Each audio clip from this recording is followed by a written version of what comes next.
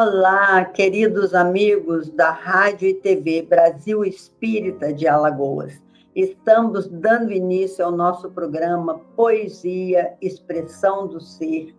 E hoje vamos falar de temas evangélicos que vai tocar ao seu coração. Por que precisamos sofrer tanto nesta vida? Quais são as causas das nossas aflições? Por que Jesus falou, bem-aventurado os aflitos? Qual é a vantagem, meus irmãos, de estarmos no mundo de expiações e provas, com tantas aflições? Então, para esse tema tão palpitante, eu vou chamar o nosso querido André Luiz e a Mari, para que a gente possa discutir esse tema. O André é o mentor desse trabalho, o que nos causa muita alegria, porque o programa Poesia e Expressão do Ser já está na sua terceira temporada. E nessa temporada nós conquistamos, nós que eu digo, a Rádio Brasil Espírita, conquistamos esses dois irmãos estudiosos da doutrina que, como voluntários, estão trabalhando nessa causa de iluminar consciências, que é pelo qual a TV e a Rádio Brasil Espírita foi criada. Então, vamos lá, André. Então, primeiramente, palavras caridosas da Leila, né? Muito obrigado, Leila, muito obrigado, Mariângela, pelo carinho de mais uma vez aqui estarmos reunidos.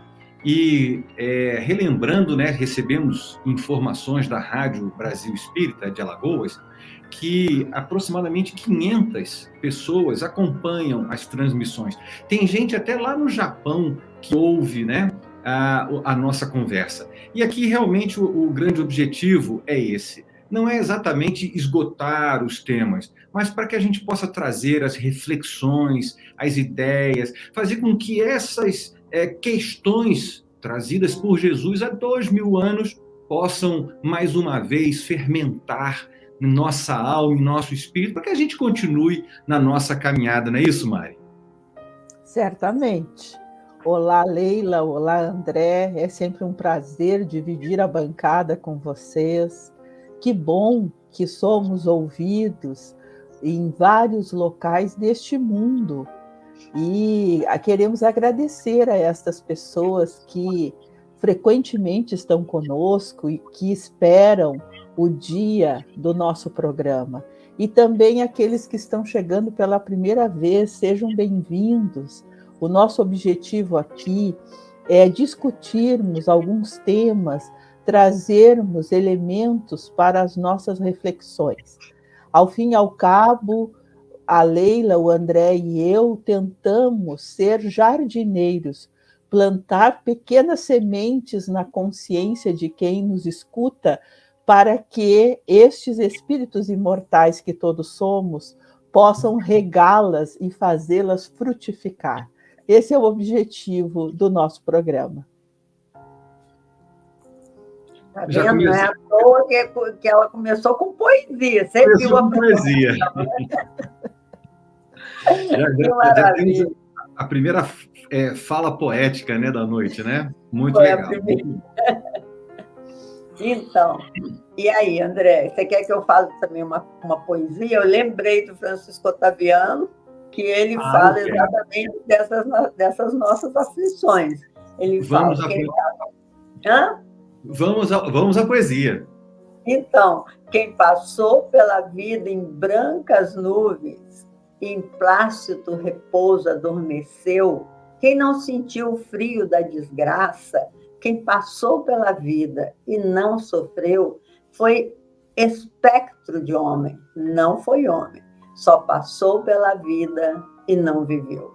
Porque a gente está num planeta de expiações e provas e nós sabemos que a dor campeia ao nosso redor, né? A dor existe. Ela existe e tem uma causa. É isso que nós vamos falar. Qual é a causa de tanta aflição? De que maneira sofrer menos, hein, André? Vamos aí. Essa questão da aflição, e aqui a gente concentrando até no próprio tema, no próprio capítulo do Evangelho, vamos remontando a Jesus quando diz que bem-aventurados os aflitos.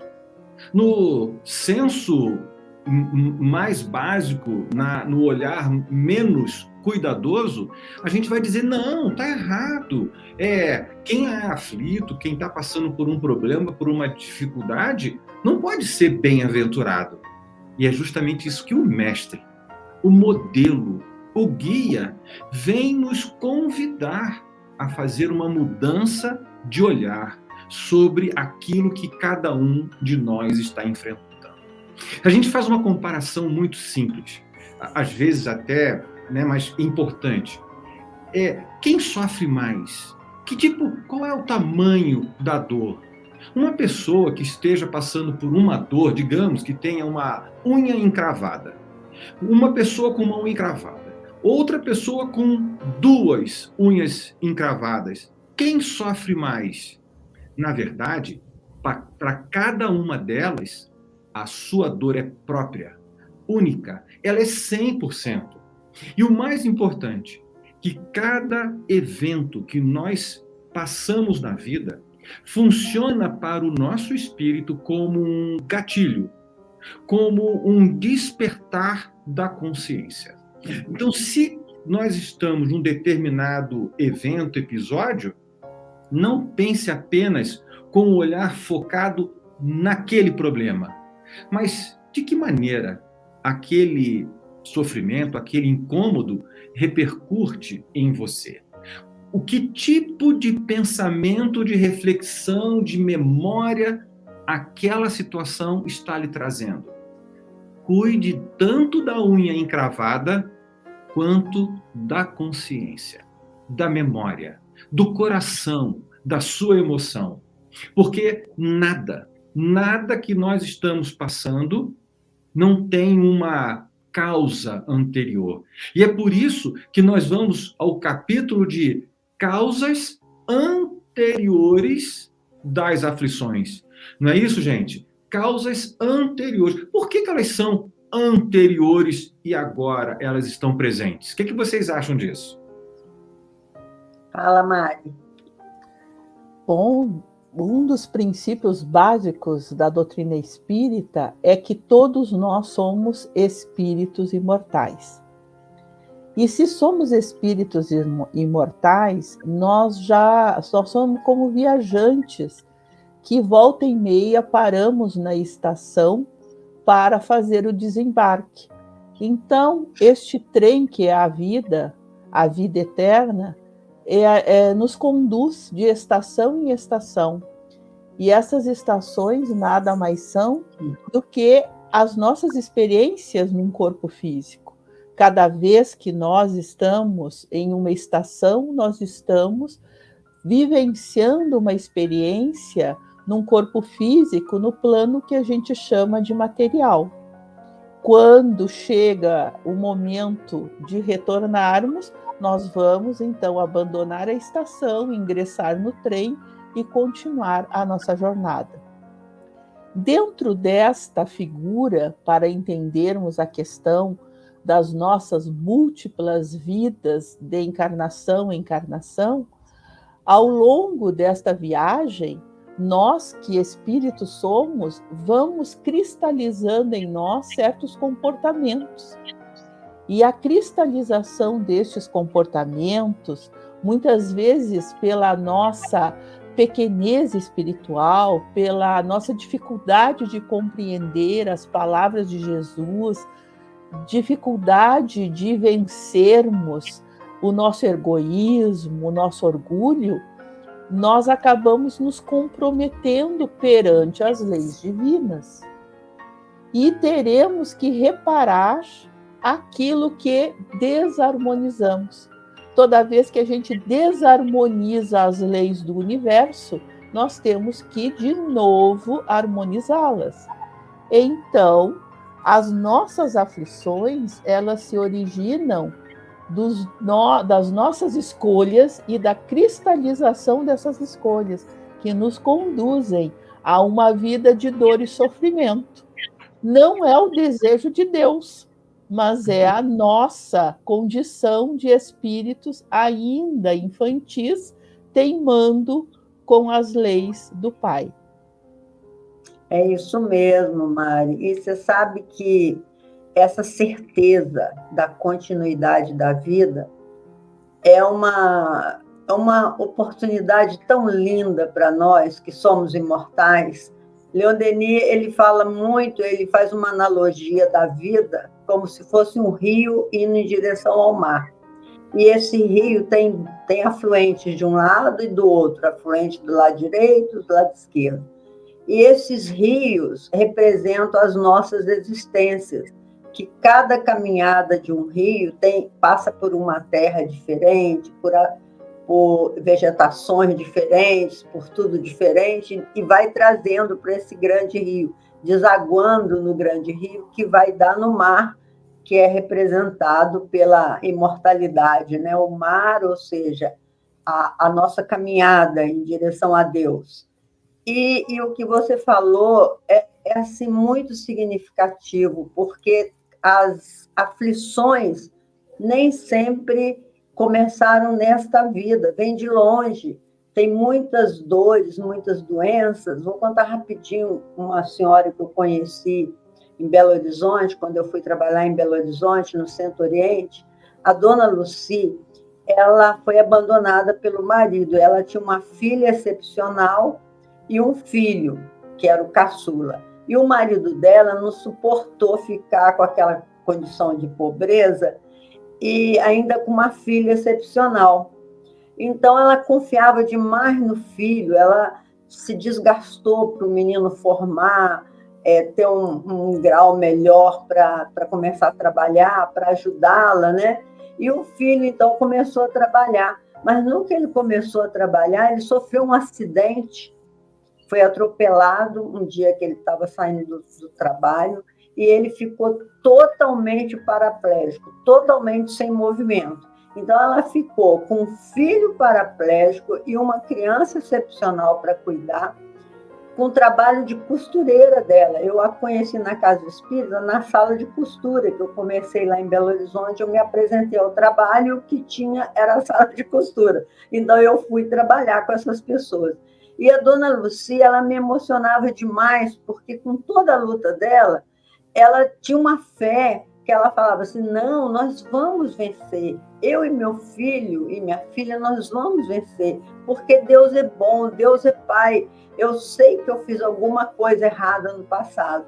E ela conta uma coisa muito interessante, que ela falou que ela começou a fazer o culto no lar sozinha, porque nem o filho tinha condições de fazer com ela e nem a filha, que não tinha nenhum raciocínio. Aí uma vizinha passou um dia e foi lá na casa dela e se ofereceu para fazer o culto com ela. E ela fez o culto com essa senhora por uns 8 anos, assim. Essa senhora era maravilhosa e contava para ela histórias, e ela ficou uma irmã. Aí essa senhora sumiu de repente. Aí ela falou assim, eu vou lá na casa dela, onde ela mora, para saber, às vezes ela está doente, né, alguma coisa assim. Quando ela chegou lá, ela se surpreendeu que aquela senhora tinha morrido há mais de 20 anos atrás. Era um espírito que toda noite ia orar com ela. Então, assim, é tão lindo a gente ter a certeza disso. São pessoas lúcidas que têm uma fé tão consolidada que, diante de um desafio desse, não se revolta, né? Ela era um exemplo para a gente, uma mulher. Então, André, fala aí um pouco. Não, sensacional. Essa passagem, essa história, a Leila, eu acho que já tinha contado para minha esposa, e ela já tinha me dito essa passagem exatamente, e eu toda vez que eu ouço, a gente fica de alma desperta, a gente fica ligado, porque, principalmente, a gente não está sozinho. Não teria sentido a gente fazer um programa, uma reunião, falar sobre aflições, sem a gente apresentar elementos que nos fortaleçam, nos ajudem a vencer as aflições. Seria quase que uma apologia ao sofrimento, e isso não tem nada de caridoso. E aí a gente recorre a uma passagem do Espírito Emmanuel, no livro deixa eu pegar aqui, no Vinha de Luz, né? No Vinha de Luz, capítulo 30, deixa eu abrir aqui, exatamente, em que Emmanuel intitulou De Alma Desperta. E aí, a gente vai observar que ele, a partir de uma passagem de Paulo, que diz assim: por isso te lembro, despertes o dom de Deus que existe em ti. Paulo escreveu isso na segunda a Timóteo, capítulo 1, versículo 6. Ou seja, é sempre importante, e aqui Paulo faz isso, a gente relembrar a todas as pessoas que estão passando pelos mais diversos graus de sofrimento e de angústia, independente, de que duas coisas são fundamentais. A primeira, Deus colocou em cada um de nós o dom capaz de nos reerguer para a caminhada. Segundo, nunca estamos sozinhos. Se necessário for, espíritos vão até mesmo se materializar para fazer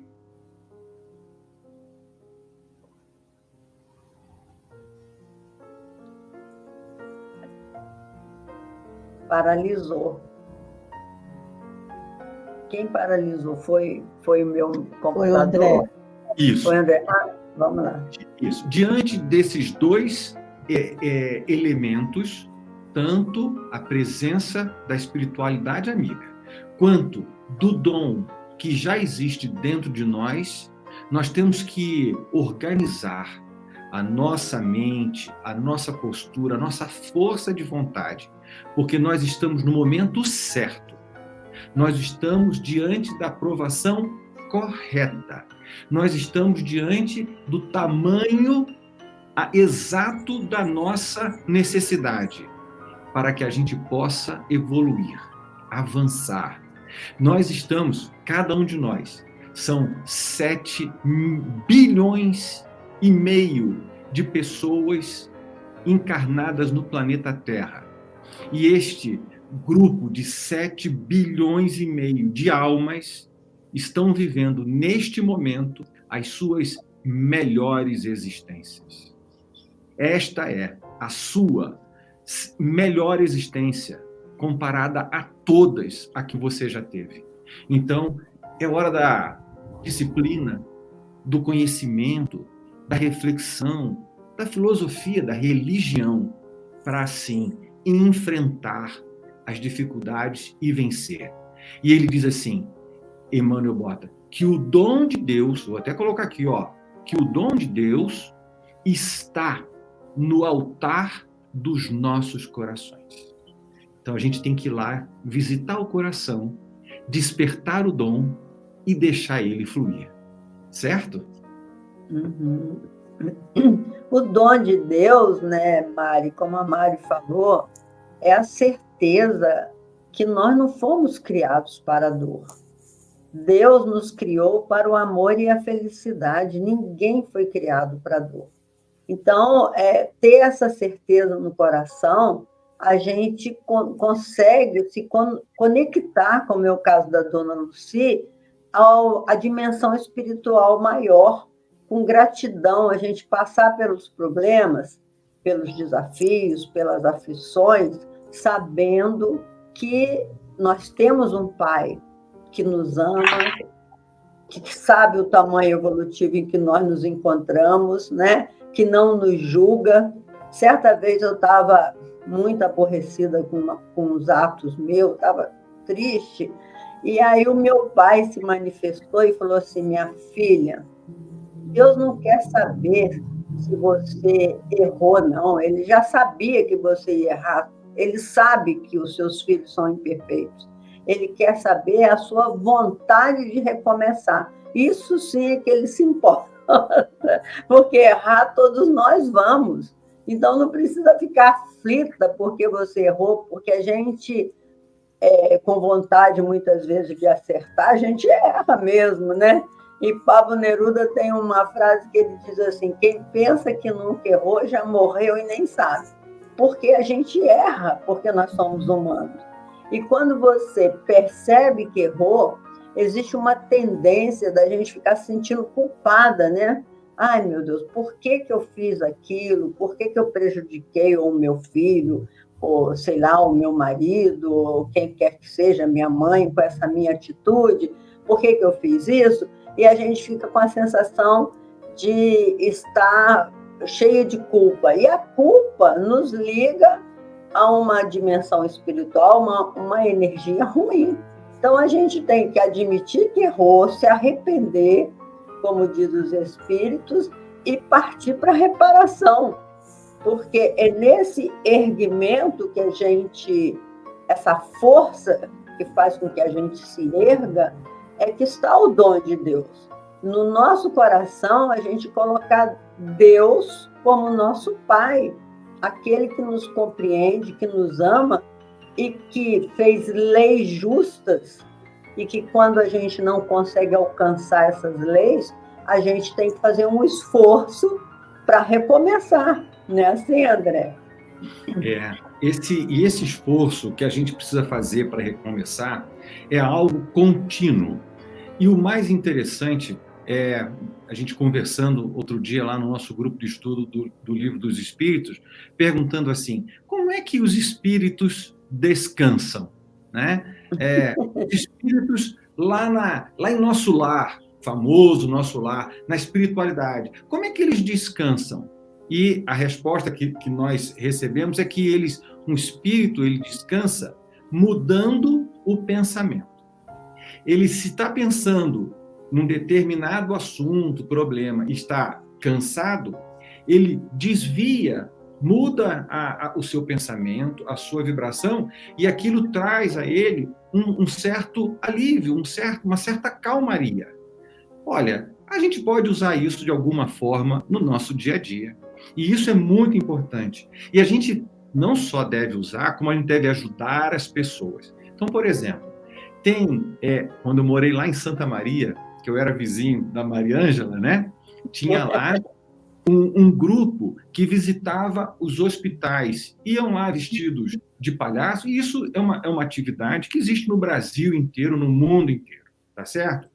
E muitas vezes vão chegar lá, vão ver pais, crianças. Às vezes a criança está num sofrimento, às vezes, né, numa luta ali contra uma determinada doença, e os pais ainda mais angustiados, né, porque entendem a complexidade da situação, e de repente entra lá um grupo de pessoas vestidas diferentes, brincando, fazendo, e aquilo, de alguma forma, muda o foco do problema. E isso traz um alívio, isso traz uma tranquilidade muito grande. E quando, falando de criança, né, eu estou numa semana bastante de bastante reflexão, né? A família está aumentando, né? Meu filho está indo para o casamento, né? Então, e eu lendo dele pequeno, né? Em que eu dizia assim, olha, a gente cometeu um engano mais ou menos da seguinte maneira. Imagina que você tem um lago, e aí você pegou uma pedra e jogou no lago. No que a pedra caiu no lago, as ondas se formaram. Muito bem. Você é capaz de, com a pedra, desarmonizar a superfície. Mas você é capaz de fazer ela parar de volta?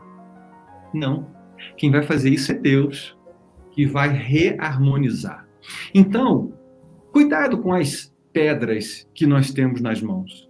Não jogue ela se você não é capaz de organizar. Porque, veja bem, na lei de causa e efeito, para nós somos responsáveis por colocar de volta, colocar em ordem tudo aquilo que nós desorganizarmos no universo.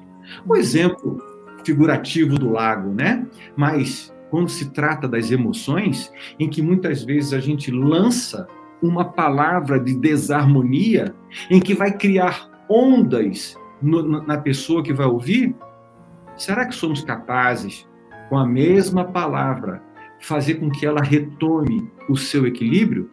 Então, as várias situações de constrangimento de reeducação que nós estamos vivendo hoje são palavras, ações que foram lançadas em momentos da nossa pouca previdência, do nosso pouco cuidado com a harmonia do universo e da lei divina.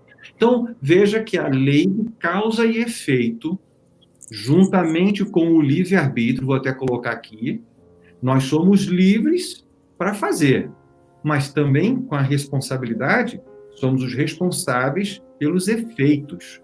Então, saibamos, né? A evolução é quando nós lançarmos sementes de amor e elas provocarem ondas de amor. Enquanto nós estivermos lançando palavras de desarmonia, praticando atos de desequilíbrio, nós vamos continuar até o último iota para organizar esta casa que nós recebemos. Então, acho que faz sentido um pouco isso junto às crianças e nós, crianças espirituais também, não é isso? É verdade. Nossa, é o círculo virtuoso do amor ou o círculo vicioso da dor, né?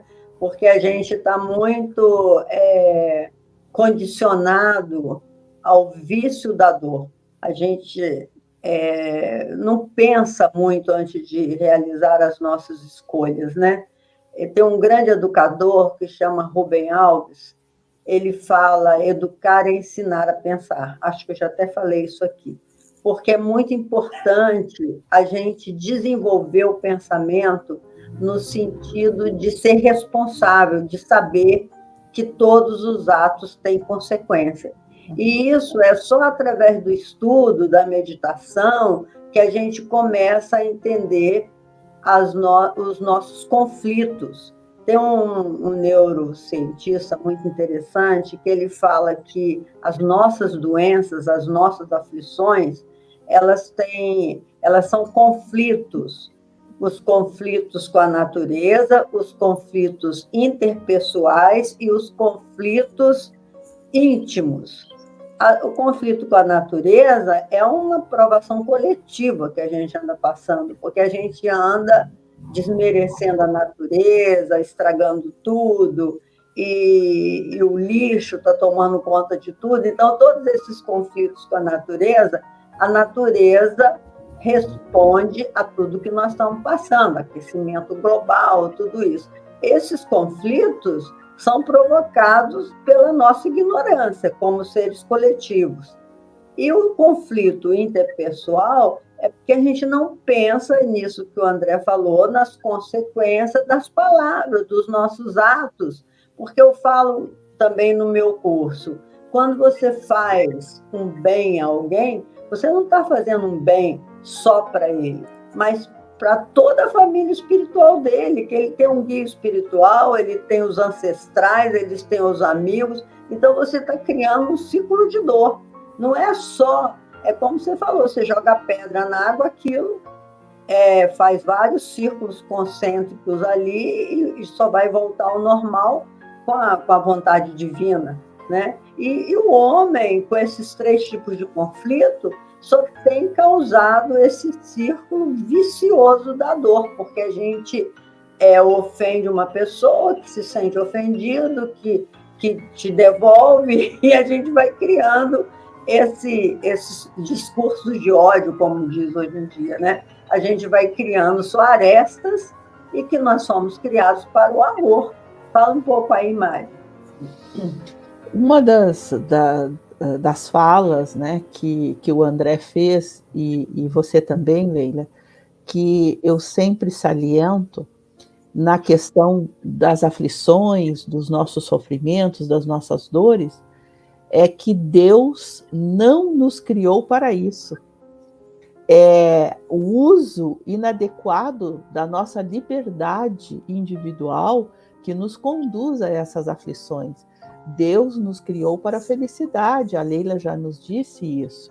E realmente, algumas pessoas, quando elas passam por um momento de aflição, de dor, de sofrimento, elas jogam para Deus essa responsabilidade.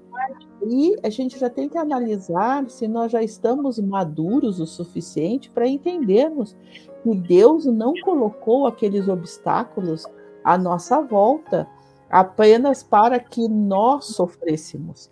Nós ainda temos aquela concepção lá dos gregos de que Zeus morava no Olimpo e quando ele ficava entediado, ele pegava os raios e jogava na cabeça dos homens que moravam na parte mais baixa do Monte Olimpo. Ou seja, ele fazia ao acaso. Então, quando o raio caía na cabeça daquele que ia passando, ele, então, começava a ter aflições, dores, sofrimentos de todas as ordens. Era como se, né, Zeus escolhesse alguém para sofrer aleatoriamente. Essa ideia ela se cristalizou com o passar dos séculos e muitas vezes nós apresentamos essa ideia em relação ao Deus que, dentro da doutrina espírita, aprendemos ser a inteligência suprema. Deus não joga dados, Deus não joga raios, as aflições não são criações divinas, Deus nos criou para o amor, tudo que Deus faz é amor, do mais puro. Nós é que temos que assumir a responsabilidade das nossas dores. Então, quando você tem consciência de que eu estou sofrendo devido às minhas escolhas, como a gente diz no popular, é ignorância você continuar fazendo as mesmas escolhas. Porque é ilógico você continuar escolhendo aquilo que te prejudica. E isso não tem nada a ver com Deus. É o uso da nossa razão. Essa questão que a Mari está colocando para a gente agora, Kardec traz isso no próprio Evangelho. É natural que a gente se faça numa visão também muito superficial de dizer assim, poxa, uma criança de 4, 5 anos que não teve tempo na encarnação de cometer graves enganos, ela está passando por situações, doenças de tamanha gravidade que não é compatível com aquilo que ela fez na vida, né? Naquela curta vida. E esta questão, ela tanto tem um significado filosófico quanto religioso. Porque se a gente olhar na visão grega, caiu sobre ela um raio. E a gente já substituiu um Deus de raios por um Deus Pai, por um Deus de amor. Então, o que está faltando? Está faltando não é nada com relação a Deus, mas está faltando com relação a gente, de passar a entender com maior profundidade qual é esta relação que nós temos com Deus. Eu vou colocar aqui um texto, ele vai ficar pequenininho, mas serve para a nossa orientação, que Kardec traz o seguinte, olha, as tribulações podem ser impostas a espíritos endurecidos ou extremamente ignorantes, para levá-los a fazer uma escolha com conhecimento de causa.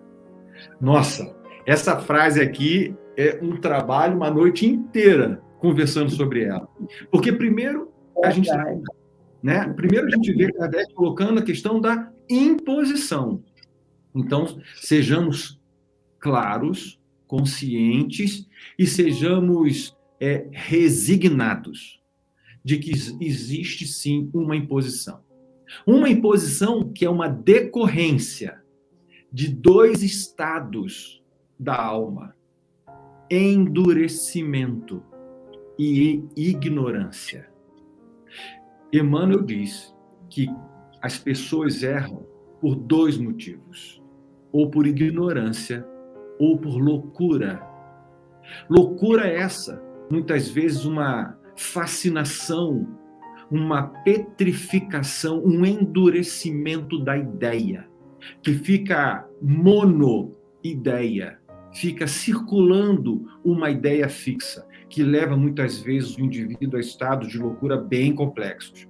Então vejamos aqui que se nós estamos passando por alguma situação imposta, é porque lá atrás e ainda hoje guardamos resquícios de endurecimentos de sentimentos inferiores e primitivos na alma, ou somos ignorantes, não procuramos compreender a lei de Deus.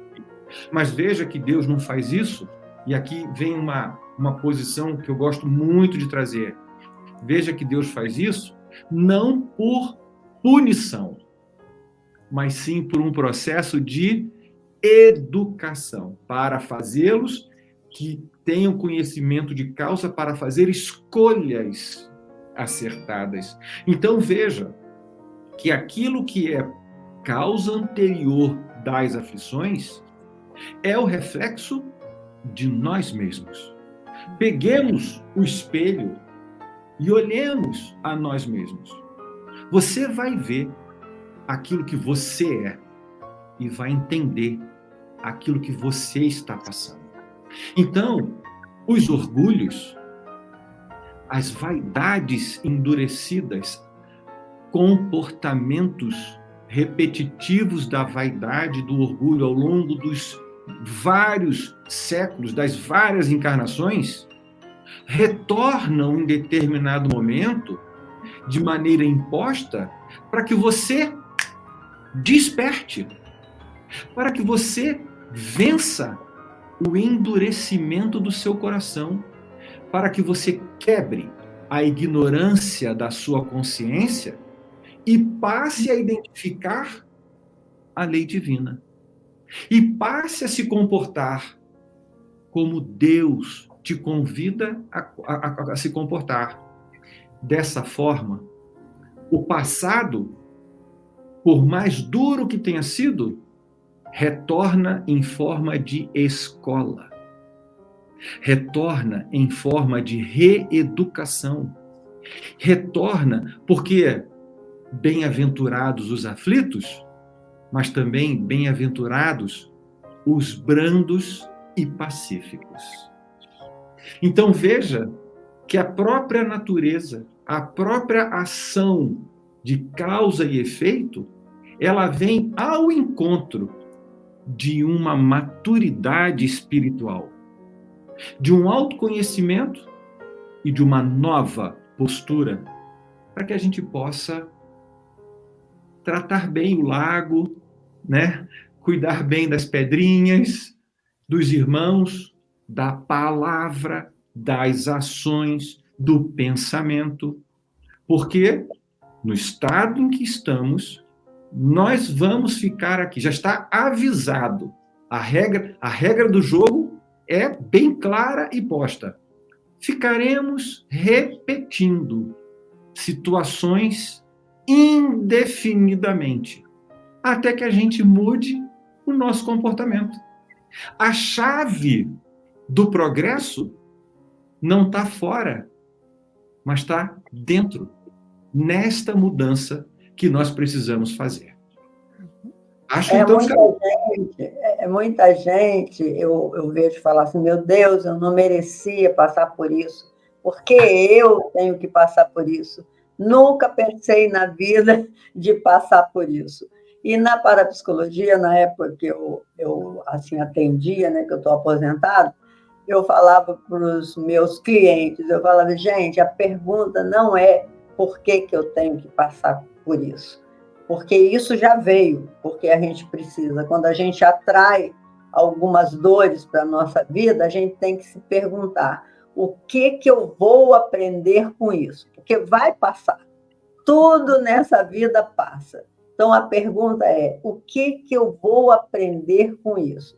No momento que você muda o foco do problema, você fica mais forte para resolver. Você fala, não, eu precisava passar por isso realmente. Eu precisava entender melhor o que acontece com as pessoas quando passam por isso, sofrendo na própria carne. Porque a gente tem, como disse o André, uma certa dureza de coração para mudar as nossas crenças, né? Nós somos tão habituados a repetidores de erro, que André Luiz fala, nenhum de nós consegue ser completista, porque a gente repete muitos equívocos do passado. Os estímulos vêm e, como a gente foi programado para fazer, você acaba repetindo a mesma coisa.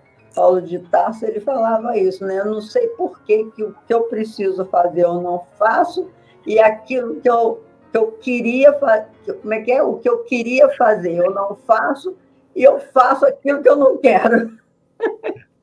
Porque ele também passava por essa angústia. Que força é essa que te faz repetir os mesmos erros? Se não são essas sombras íntimas que a gente traz de vidas anteriores, né? Assim, Mari. Você vai falar aquele poema para nós aí, Mari?